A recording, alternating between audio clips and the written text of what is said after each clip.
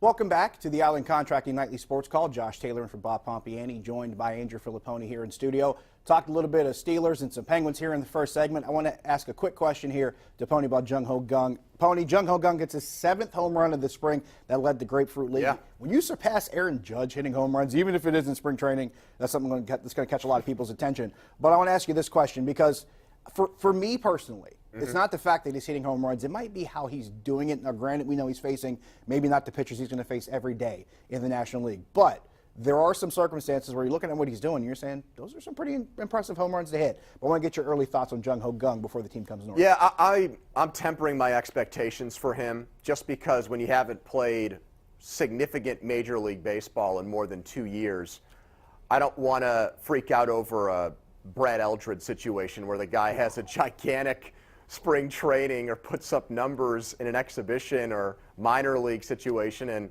everybody goes ballistic or goes bananas over it. So I think it's worth a shot playing him over Moran.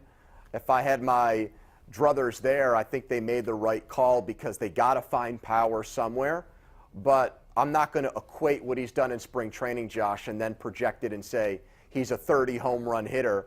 But given their lack of power, they've got to take a shot with him. I think he's got to get the first opportunity to fail, and if he does, you've got a plan B and at least a somewhat decent player behind him. Now, I asked that to ask this question. Clint Hurdle's already said Josh Bell's going to be their cleanup hitter. 12 home runs last season in his sophomore year, if you will, after hitting 26 as a rookie, which tied the National League record for a rookie and set it for a switch-hitting rookie. However, if you had to pick between the two for the better option right now as a cleanup hitter, is it Josh Bell or is it Jung Ho Gung? No, I think it's got to be Bell. I think for the time being, because 12 home runs last year is 12 more than Gung hit in the major leagues. Fair.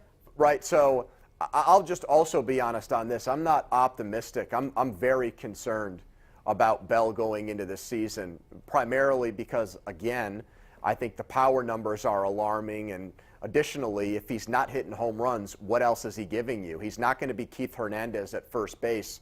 So if he's not hitting, then I think it just compounds the situation with him. They have, of the teams that are in the NL Central, Josh, they clearly have the worst infield. Yes. They're going to have to make up for it without field production once Polanco gets healthy. And, of course, they got to pitch better than everybody else in the division, which I'm not saying is an impossibility with the staff and bullpen they've assembled. You look at the floor with the Pirates rotation, you think, okay, the floor is not that low, but the ceiling could be pretty high. It's just a matter of where does it fall, or does it fall somewhere in between? So a lot of questions that kind of linger there. Before we get to the phone lines, we got a question on Twitter from Ron, who asks if both Devin Bush or Devin White, if both are somehow still around when the Steelers draft in the first round, who do you take, Devin Bush or Devin White?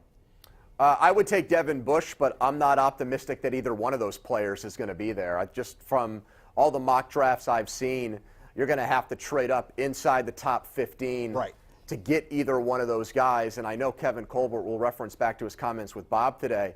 I thought he strongly implied this is not a guy that typically shows his hands in these kind of pre-draft conversations. Very seldom. But I thought he came out and said today that trading up in the draft is on the table, and in the first round is on the table, and that's something we really haven't seen the Steelers do since the Polamalu trade. And I would be disappointed if that wasn't what they were thinking or wasn't saying out loud. So to hear that, like you said, is pretty refreshing, and it's actually very encouraging knowing that they have that need, that they have the fill. And that's despite the signing of Mark Barron. It's not that I have the Barron thing, it does not, to me. It really doesn't impact it as much as that. Right. I don't know if he's a safety or a linebacker. I know a team that went to the Super Bowl last year decided that it was in their best interest to save themselves $2 or $3 million than to keep the player. That says a lot. I think it does. You've got Wade Phillips, who I think is a superior defensive coordinator to Keith Butler, which isn't saying much. I'd say one of the best in the game right now, if not the best right now. And he determined that Barron was a disposable player. I think that says a lot, too. Let's go to the phone lines. We have Gary in Johnstown. Gary, you're on the Nightly Sports Call. Hi, Gary. Hi, Josh. Hey, Josh, this is kind of just your opinion. I was wondering, all the criticism of Ben and Colbert and Brown, I just wonder if Boswell would have made the routine kicks that he made the year before. I mean, they would have been probably a 3 seed, maybe a 2.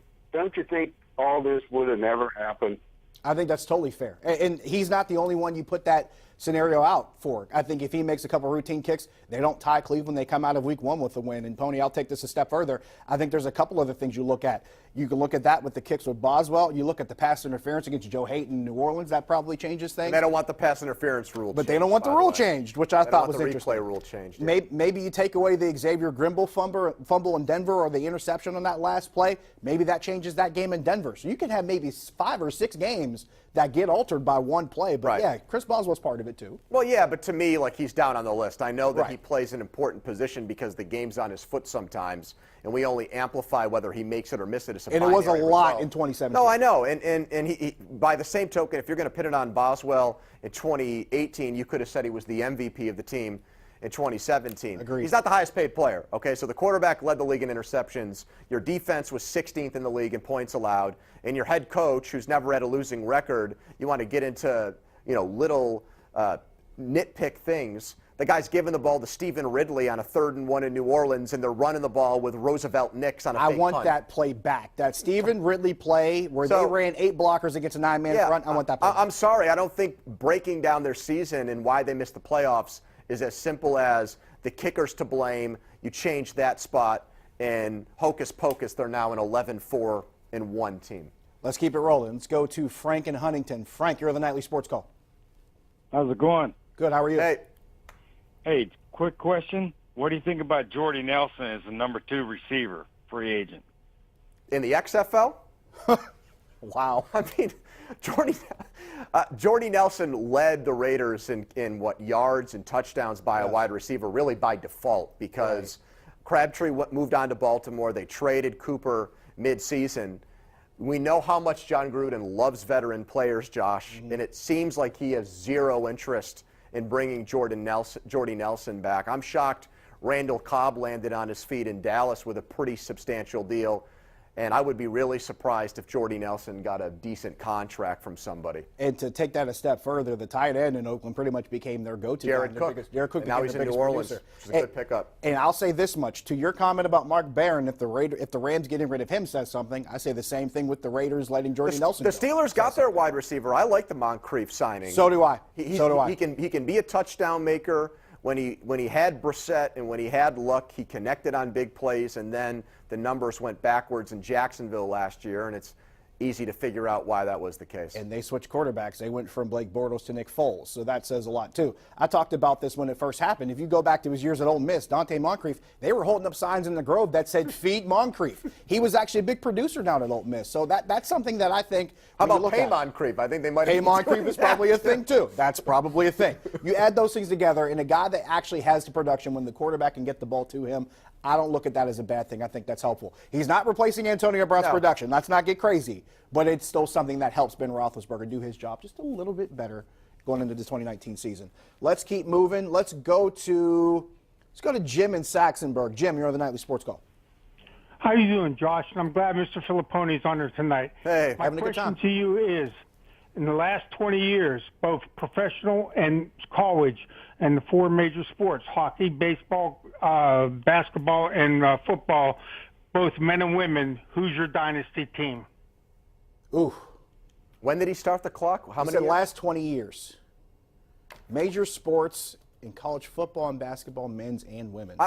Can I just answer it this way? I feel like this is a setup to say Penn State wrestling. I think. I was thinking the exact same thing. I think that's what the caller's going for. Yeah, I was feeling that too. Right. I mean, which isn't a bad pick, by the way. 8 and 9 years ain't too terrible. The teams that pop into mind for me are obviously the Patriots, what they've done in a sport that's supposed to be about parity, where everyone should have an equal chance of winning.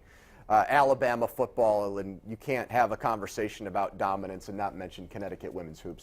That was going to be my pick, was Connecticut women's hoops. Gino Auriemma, and this is something Dan Burke, Duquesne's head coach, who's faced UConn twice in the last few years, by the way, has said. He said that program is a machine. He said he wanted to take his team there just to show his team what this program does, how they do everything, with the kind of efficiency they do it. And you can say the same thing about the Patriots. You can say the same thing about some of those other organizations that had that kind of run during those time frames. So that would be my guess as UConn women's basketball. Let's keep it rolling. Actually, we'll take a break. When we come back, we'll answer more phone calls and more tweets. Stick around.